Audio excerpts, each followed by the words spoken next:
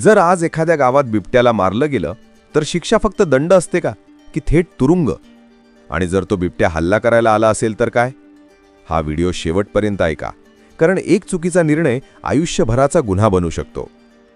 भारतामध्ये बिबट्या हा वाईल्ड लाईफ प्रोटेक्शन ॲक्ट 1972 अंतर्गत शेड्यूल 1 प्राणी आहे. शेड्यूल 1 म्हणजे देशात सर्वात जास्त संरक्षण असलेला प्राणी. वाघ, सिंह, हत्ती आणि बिबट्या या सगळ्यांचा यात समावेश होतो. याचा सरळ अर्थ असा, बिबट्याला मारणं हा गंभीर फौजदारी गुन्हा आहे. जर एखाद्याने बिबट्याला मारलं तर त्याला 3 ते 7 वर्षांचा तुरुंगवास होऊ शकतो, 25,000 ते 1,00,000 रुपयांपर्यंत दंड होऊ शकतो आणि जर गुन्हा पुन्हा केला तर शिक्षा आणखी वाढू शकते. हे गुन्हे जामीनपात्र नसतात, म्हणजे लगेच सुटका मिळत नाही. पोलीस केस दाखल करतात, वन खाते तपास करते आणि कोर्टात केस वर्षानुवर्षे चालू शकते. आता सगळ्यात महत्त्वाचा प्रश्न, जर बिबट्याने हल्ला केला आणि माणसाने स्वतःचा जीव वाचवण्यासाठी त्याला मारलं तर काय? कायद्याचं उत्तर एकच आहे, तपास होईल. फॉरेस्ट डिपार्टमेंट आणि पोलीस हे तपासतात. खरंच जीवाला धोका होता का?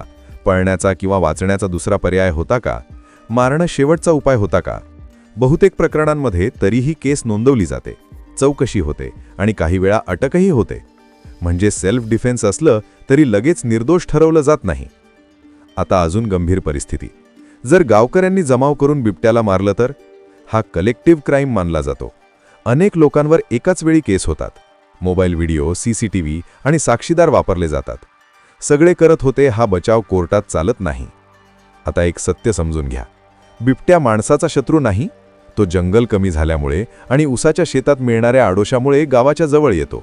तो मुद्दाम माणसाला मारायला येत नाही. तो घाबरलेला, भुकेला किंवा गोंधळलेला असतो. मग योग्य काय करायला हवं? जर बिबट्या दिसला तर शांत रहा, ओरडू नका, दगडफेक करू नका, जमाव जमवू नका. ताबडतोब वन खात्याला कळवा, स्थानिक वन अधिकाऱ्यांना संपर्क करा. एक गोष्ट लक्षात ठेवा, एक चुकीची प्रतिक्रिया आणि आयुष्यभराचा गुन्हा. बिबट्याला मारून प्रश्न सुटत नाही, तो वाढतो.